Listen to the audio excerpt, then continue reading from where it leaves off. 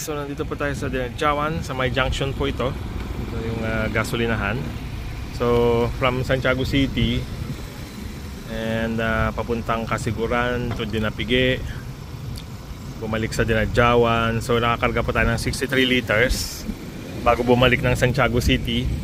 Then tingnan natin kung ilan po ang may kakarga rito sa Excel, kasi umalis po kami ng Santiago City parehas na full tank. So let's see. 63 liters. Okay. 63 liters.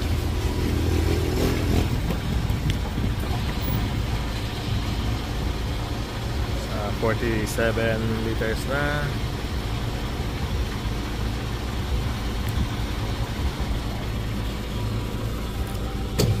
Okay.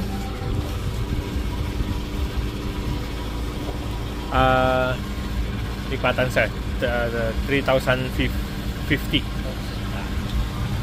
Okay, so 50 liters saka 63 liters, no? So meron po kaming difference na 13 liters. Same naman po yung pinuntahan, laging magkasama. So bali maraming sir, 3,600 saka 3,049. So mana yun tayo sa? 3.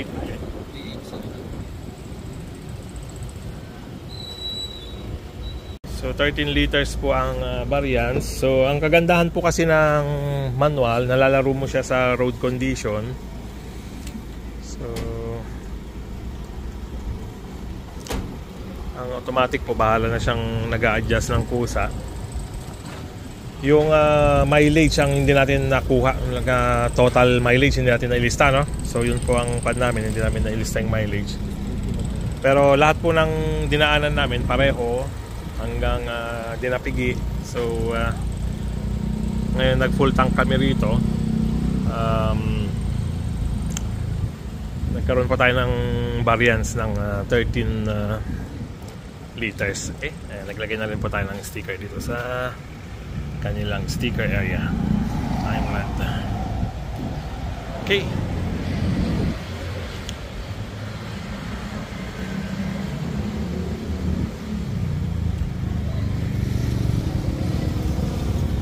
Baka isa po sa inyo rito ang nakapaglagay na. Okay. Dito po ito sa Dinadjawan.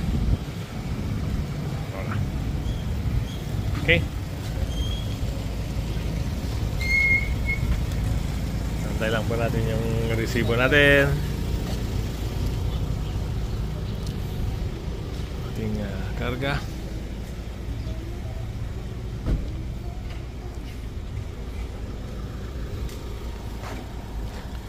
Itong area po devastated ng bagyo, heavily hit po sila. Nung inyali bagyo nga dimala ni dito niya, tigsak? Pepito. So Pepito ito naka-appear. So yung bagyong Pepito. Okay, thank you sir. Talagang dami pong damages dito. Okay, let's G. So ito ating update sa ating Ford Ranger XL 2024 and Ford Raptor 2019. Okay. Po yan. Ata po yan. Buntot po kasi ang masarap na parte ng yellowfin. Salamat po. Basta yung balance ng ano niya. Tapos after nun, kailangan din natin ng